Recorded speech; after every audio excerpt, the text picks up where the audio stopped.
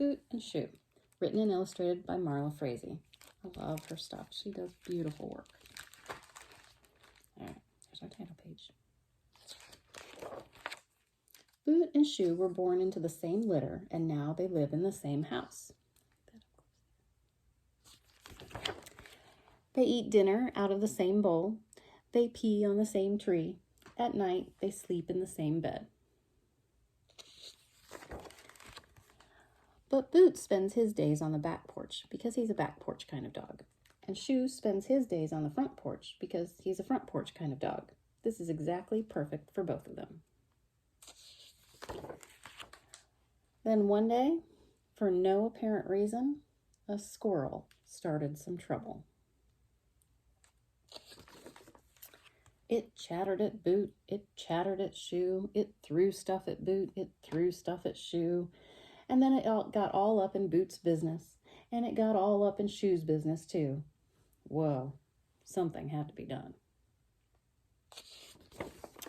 So Boot and Shoe chased that squirrel all over the place. They chased it and chased it and chased it until it got bored and walked away.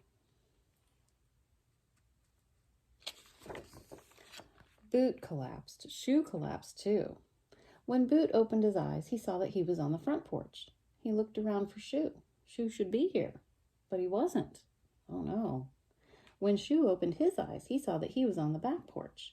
He looked around for Boot. Boot should be here, but he wasn't. Oh no. Boot searched the front porch for Shoe.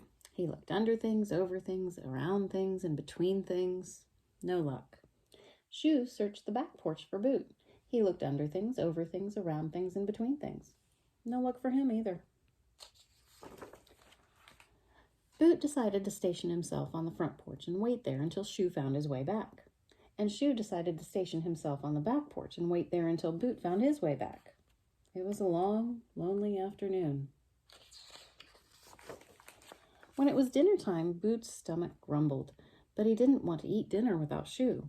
Shoe's stomach rumbled too, but he didn't want to eat dinner without Boot. It was a long, hungry evening. At bedtime, Boot was shivering, but he didn't want to get into bed without Shoe. Shoe was shivering too, but he didn't want to get into bed without Boot. Once, during the night, Boot walked slowly around to the back porch to see if Shoe was there, and Shoe walked slowly around to the front porch to see if Boot was there. But no luck again. So Boot ended up back on the front porch waiting for Shoe, and Shoe ended up back on the back porch waiting for Boot. It was a long, sleepless night. The sun came up.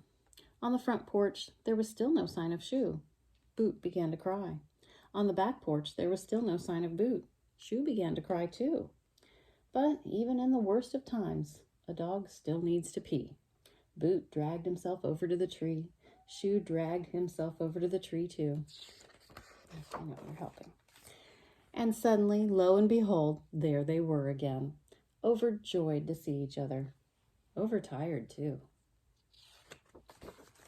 So even though the day was just beginning, Boot and Shoe decided that the perfect spot for both of them, that the exact perfect thing for both of them to do was go right to bed.